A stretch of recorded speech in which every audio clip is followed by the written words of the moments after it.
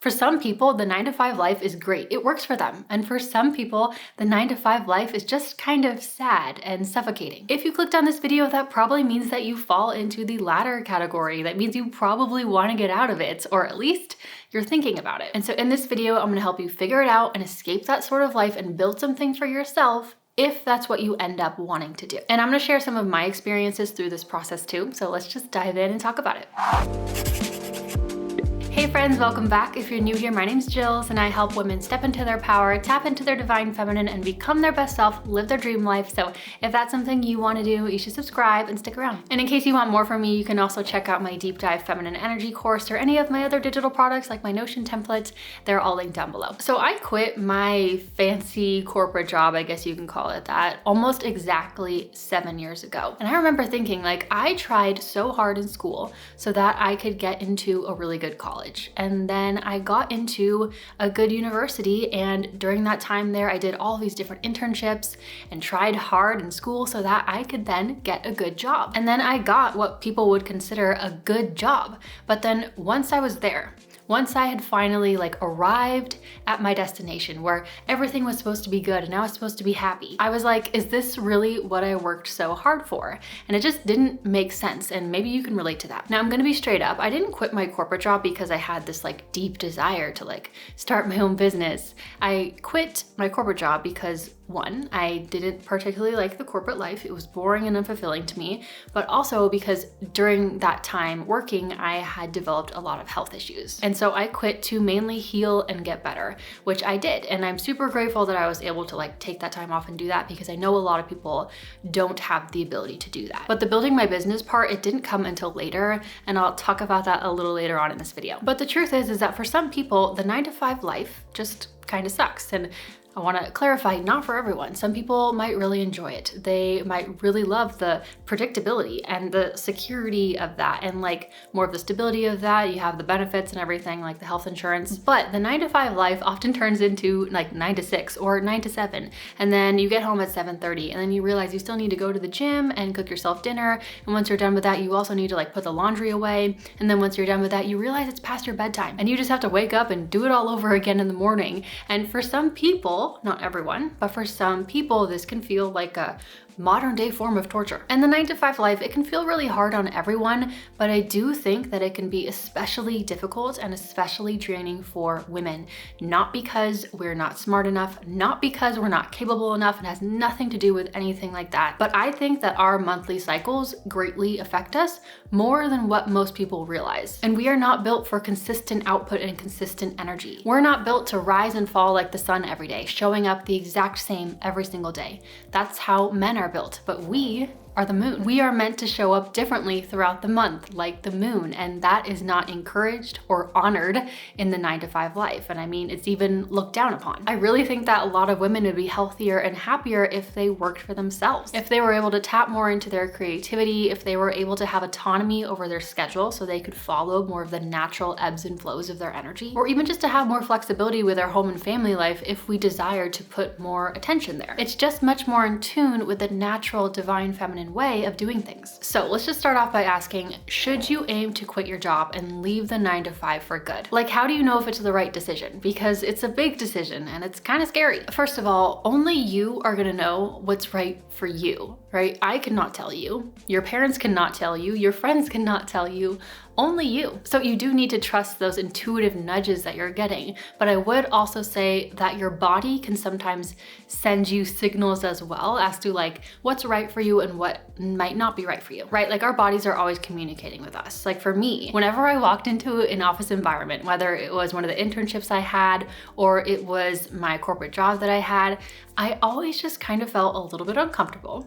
And I had this sort of very low level nausea and discomfort going on in my stomach. It wasn't full on nausea every day. It wasn't that bad, but it was always kind of sitting there in the background in my body. I could just feel it. And I get that mild feeling in my stomach whenever I'm doing something that kind of makes me uncomfortable or something that I'm not aligned with. I also had this moment when I was working where I was starting to hit that wall where I was okay, yeah, I don't know if I can do this anymore.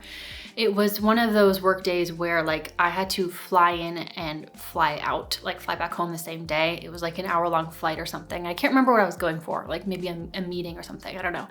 And I was done with the day and I was waiting at the airport to fly home, and my flight got delayed several hours, so I was just sitting there. And this is gonna sound so weird, but I all of a sudden just felt like I had bugs all over me. Like I was examining my skin and everything. I was like kind of going crazy. I did not have anything on me. I did not have bugs all over me, but I just had this like sensation that there were like tiny little bugs crawling all over me. It wasn't itchy, it wasn't an allergic reaction, but it was just this weird, deeply uncomfortable sensation. And once I was on the plane and almost home, like landing in my home city, it went away. And I realized that it was more of like an anxiety reaction sort of thing. Here's the thing with anxiety.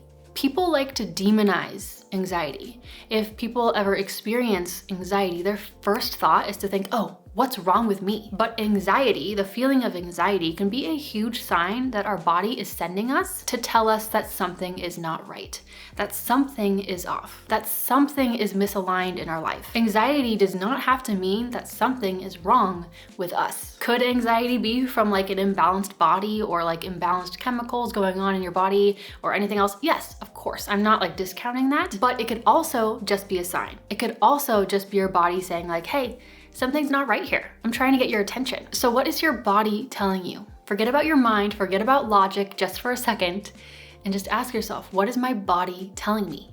Because only you will know. Another great, practical, easy way to see what's right for you, like if you should quit your job or not, is I want you to think about the people at your company or in your industry who are like 10 to 20 years older than you, who are like 10 to 20 years your senior. Do you want to be them? Do you want their life? Because if you stay there, that is who you'll become. If the idea of that excites you, it makes you happy and giddy, it's something you're looking forward to, then great. Like you're in the right spot. If when you think about that, you're like, oh dear no, then it's time to go. This is such a great question to ask yourself when you're at any job or even when you're interviewing for any job. Do you admire the people who are senior to you?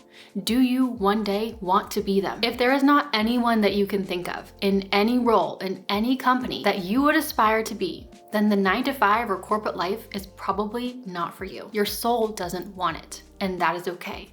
It is not the only way. But ultimately, when you tap in and tune into yourself, you will know. You will know what is right for you. Your soul will tell you, and it is your responsibility to listen to that and not ignore it.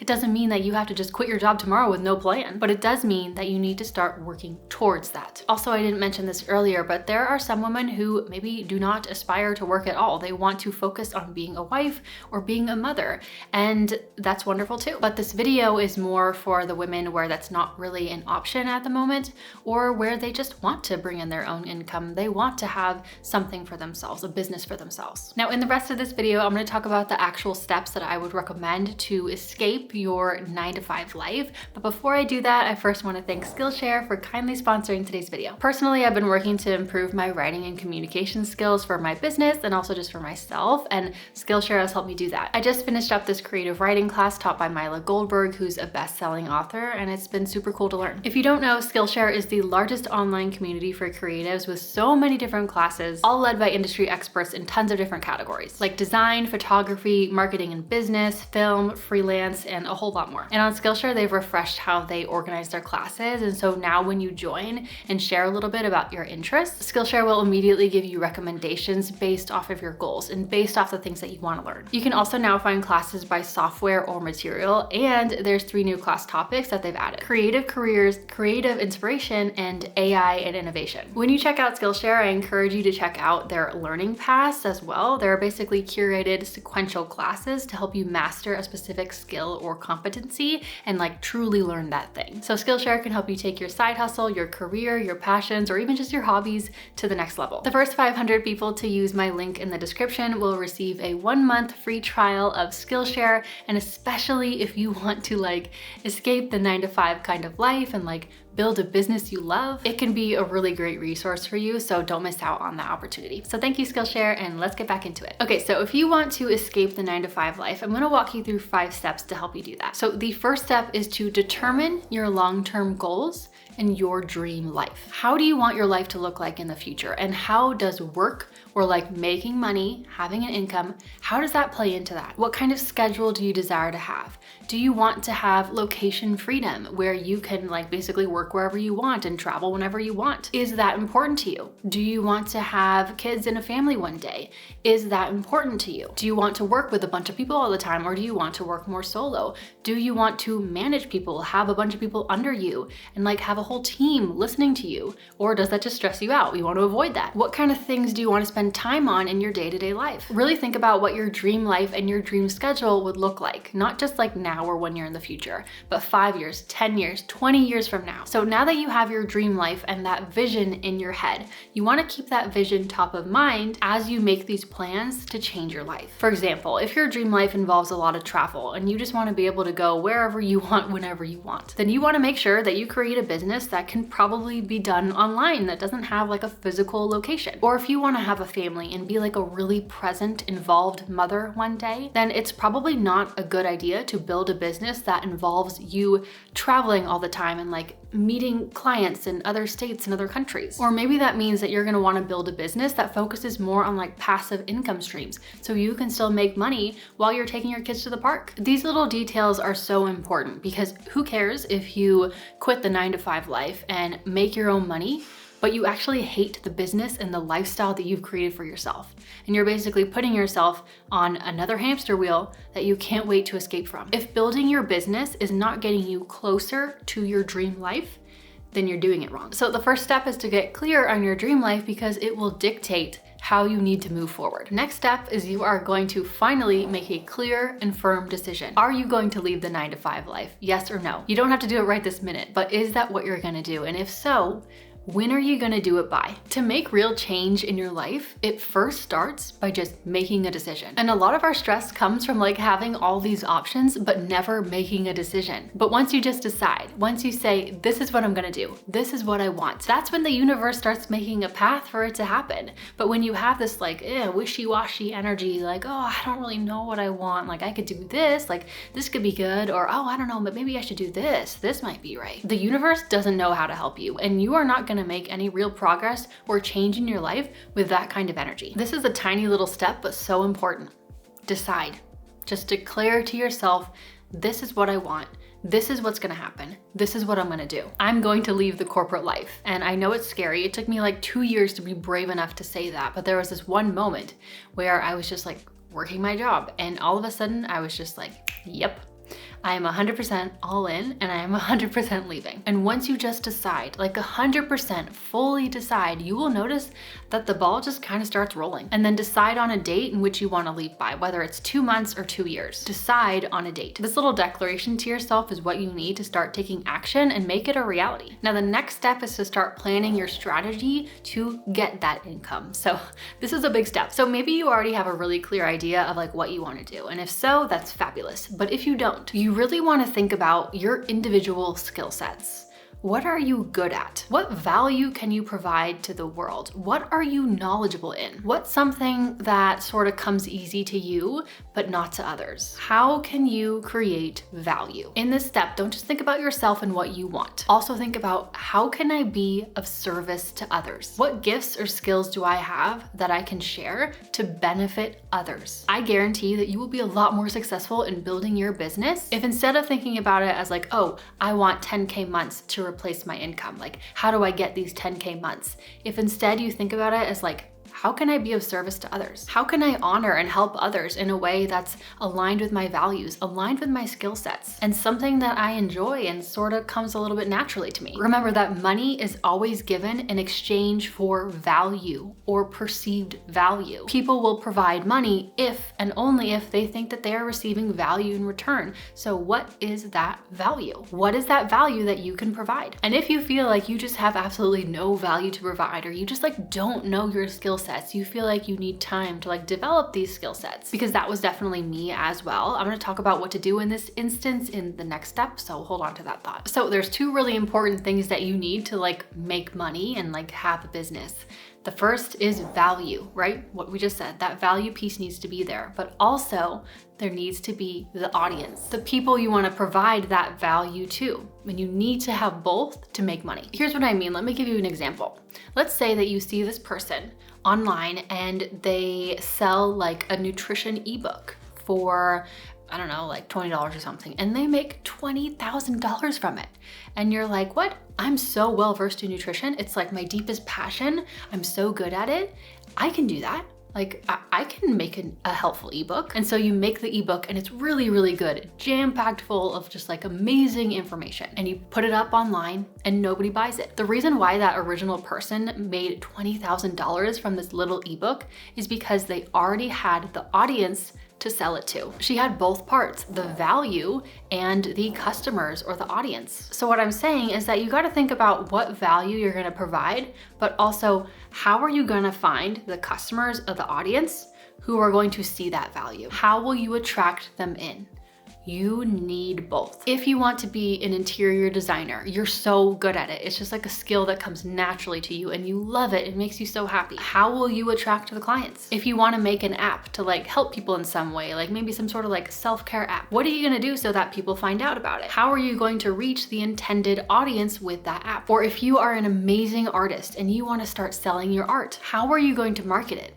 How are people gonna find your art? If you wanna do freelance copywriting, how are you gonna get clients? The value you provide will only bring you income if you know how to find the people who see its value. So really think and journal about what you wanna do, what feels most aligned, and what you plan to do to cover both of these bases, the value and the audience. Now, step number 4 is time to set yourself up for success so you can actually make this a reality. Before I quit my job, I made certain choices and certain sacrifices to be able to do that. And it wasn't just me who wanted to quit my job, my husband also wanted to quit and go into like a whole different industry. And moving into that industry, it's like usually the first few years you kind of don't make very much. So it would be like a decrease in income for him.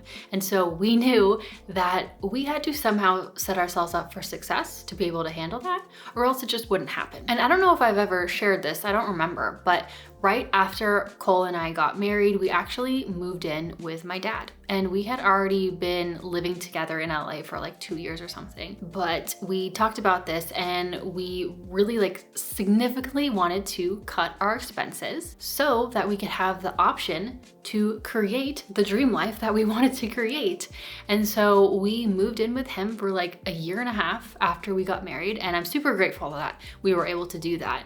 And, you know, I know not everybody has that option. If you do have that option, it can be a pretty helpful one, not gonna lie, but that's not like someone's dream once they get married is to like move in with a parent, right? But we knew that to eventually start living the life that we wanted to live in the long term, we needed to make severe cuts to our expenses. So we moved in with him in the suburbs about like an hour or an hour and a half away from LA, which is where we still worked. So we had that really, really long commute. It was honestly like a pretty tough time because, you know, really long commutes suck.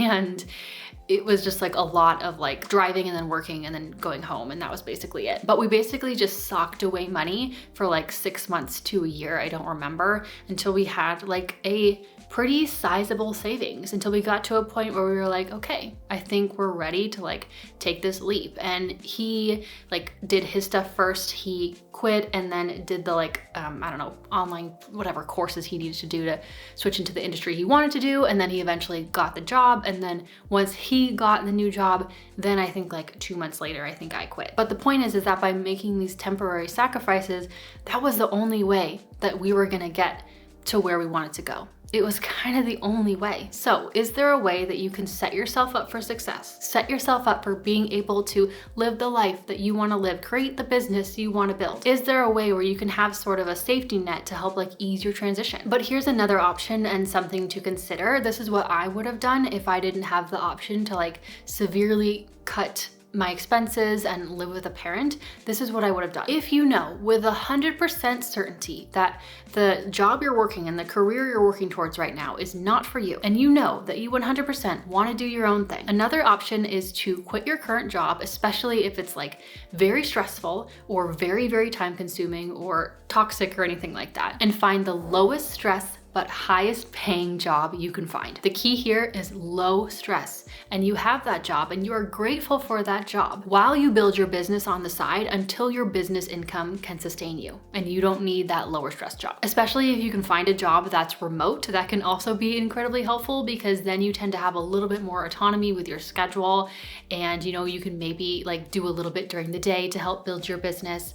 That can be a great option as well. Now, another thing that's important, if you want to build a creative business, I recommend not getting a super creative job. And let me tell you why. When you are working a 9 to 5, that's like very creativity heavy, what you're doing is you're using that creativity muscle all day, every day at your job. But then what happens at the end of the day, when you have that 2 hours at the end of the day to devote to your own business, to your own creative business, that creative muscle is fried. There's not really much left over for yours. That creativity needs to be reserved for you and the business that you want to make, because if you're just giving it to this company all day, every day, that creative life force energy is going to be gone.